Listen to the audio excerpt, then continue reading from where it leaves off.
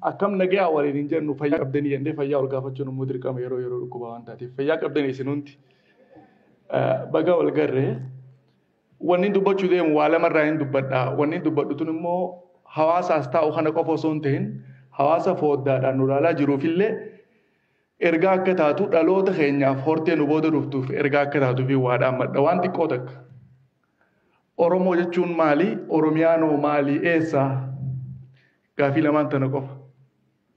Oromoo jechuun maali? Oromiyaan eessaa? Waan joorraa hin dubbadhu. Oromiyaan biyya. Biyya Oromooti. Oromiyaanii guddinnisii dhiifamaa deeroo. Guddinnisii kaaree kiiloomeetira 600 Oromiyaan. Oromiyaan guddinaan Faransaay, Xaaliyaan, Switzerlaandii fi Beeljiyeem yoo walitti ida'an Oromiyaa hin gahan. Biyyi afran Awurooppaatu yoo walii ida'amtellee Oromiyaan geessu. Oromiyaan tana xiqqeessa nuti immoo biyyaa jennee falmanna. Oromiyaan tana kaabaan uummata Agaw, Amaaraa fi Tigreedhaan marfamti. Kibbaan Keeniyaa fi Soomaaliyaa uummata kibbaatiin marfamti. Bahaan Afarii fi Somaaleedhaan marfamti. Dhihaan immoo Banishaangul, Gaambeellaa fi Suudaaniin marfamti Oromiyaan.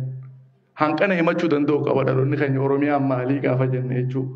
Oromoon maalii gaafa jenne immoo Oromoon nama tokko horteen Oromoo jedhamtu tun hundinuu irraa dhufti. Inni ilma xabbooti. Oromoo haxabbooti. Xabboo, Waaqoo, Daadhii, Uttee, Bittee, Walaabu, Jillicha. Dawaarii, Oofaa, Sharaa, Haad, Rooboo, Doorii, Xabboo, Moormoor, Maamma, Warar, Waayif, Dhawdaa, Marri, Galaan, Waadoo, Shunkur, Jeebu, Battaan, Nawbaan kana biyyallah nuufi. Nabinuu lamaak yarat Makleel Anuk Anush Shiis Adam biyyeen ta bishaaniitii ija Oromoon. Bishaan san Oromoon walaabu jee yaama. Maqaa qabaaf. Bishaan san irraa addunyaan tun hundi uumamtee jee yaamate jechuudha Oromoon. Hidda qaba haala kaawwatu jechuudha Oromoo gisee jennu. Hawaasa kan Oromoon kun uummata bal'aa, uummata jireenya isaa keessatti kaalendara mataa isaa tumatee, seera mataa isaa, bulmaata mataa isaa tumatee jiraatu.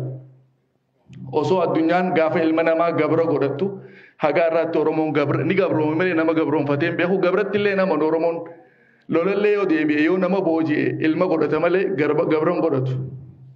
Obbaleessa jee maxxanfataa bara. Ammallee hawaasni keessa jiru obbaleessuma innami. Obbaleessa jechuun yoom dhaloota qofaa obbaleessa jechuun ilma biyyaa cufa gaafa ja'an. Shantam jubbisaan faan ilma biyyaa cufa ilma namaa hundaan obbaleessa ja'a Oromoon. Wanni adda godhu kopha jira jechuudha malee sammuu qaamaan ilmi namaa obbalee waan jirutti amana Oromoon. So fakkeenyaaf Oromoon kaalendara tumatee aduu laalee ji'a laalee guyyaa lakkaawwata. Oromoon torbaan 4 qaba. Baatiin takka guyyaa torbaan 4 qabdiimi. Torbaan duraa dhaloota ja'an. Torbaan lammeessaa addeessa ja'an. Torbaan sadeessaa goobana ja'an. Torbaan afureessaa dukkana ja'an. Torbaan afuranuu maqaa heddandee qaba Oromoo biratti. Akkasuma torbaan duraa amma dhaloota kajannu kun guyyaa torba. Guyyaa torban kanaan torbaan ja'a Oromoon yeroo yaamu. Guyyaan torban duraa fakkeenyaaf Bitoo, Taalboojii, Buusan, Koba Jireessa, Alkaajima, Wa'inaa fi Irfi. Kan amma dhaloota ja'an Oromoon.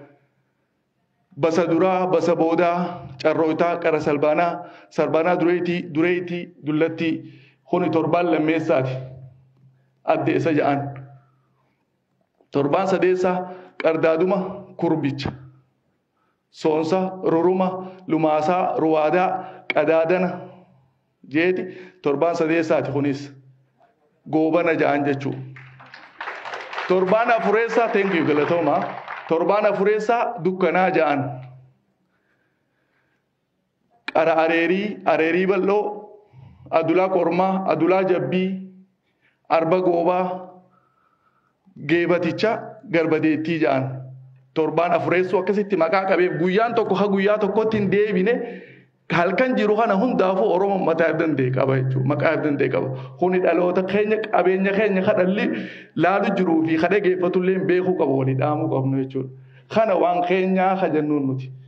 akkanatti guyyaallee addamrati guyyaan rabbii kun illee adda jijjiirama oromoo biratti sizinallee badheessa ganna birraa fi boona je'ee yeroo afuran jechuu spring fall winter if samara isaan jaan jechuu adda baafatee qaba kuni qarooma oromoon duraan qabaachuu ture garsiisee jechuu namni tokko an oromoo gaafa jee oromoon maali oromiyaa biitiiti gaafa jee oromiyaan eessaa himachuu danda'u qaba jechuu barbaadeeti gabaabdutti oromoo jechuun ormuuni beeytanii filter godhu qulqulleessuu jechuu qulqullu oromoo jechuun qulqullu jechuu akkuma soomaal jechuun soomaal irraa ilmoo jechuun hiikaansa wayyaanee gaafa jettu goote jechuu afaan isaaniitti sanii qalama wayyaalee jaan oromoo wallootiin isaan raayyaan jechuu sigalte qulqullu ni oromeessa goja ni qulqulleessee jaa sigalte himachuu danda'uu qabna oromoon akkaataa itti himatus beekuu qaba ani maali an oromoo gaafaan jee oromoon maali oromiyaan maali waan jee irratti waa hedduu haasa'uu dandeenya fakkeenyaaf oromiyaan qabeenya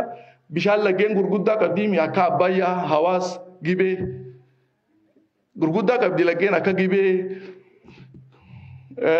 haroo qabdi haroo xixiqqishoo ammas sigalte haroolee akka laangaanoo abjaataa zuwaay haramaayaa haraaddeellee harayaa abataa sigalte haroolee hedduu maqaa dha'uun ni danda'ama gaarreen isii amma gaarreen akka gaara mul'ata harargeetti argamu gaara baatuu baaleetti argamu gaara gaarii arsiitti argamu gaara wallaggeetti argamu qabeenya oromoo gurguddaa bineensarraa akka arbaa leenca qeereensa sattawwaa weenni qalamee yeeyyii waraabeessaan qabi hundinuu yeeyyiin jeedalli diimtuun oromiyaa qofatti argamti ni beeytanii kana addunyaarraa jeedalli diimtuun qabeenya oromiyaati himachuu danda'uu qabna jechuudha alaan ala qofa osoo hin ta'in maalummaa fi beekuu waan guddaadha maaliif yeroo hedduu wanni ani jedhu maali waan beeytu wallaalii waan jootana dhiyeessuu qabnu nuti wanni beeknu waan qabeenya qabnu kana waan ta'eef oromummaan nutiif jireenya keenya waa hundi oromummaa booda nutiif so oromummaa tana waan madaalluun hin qabnu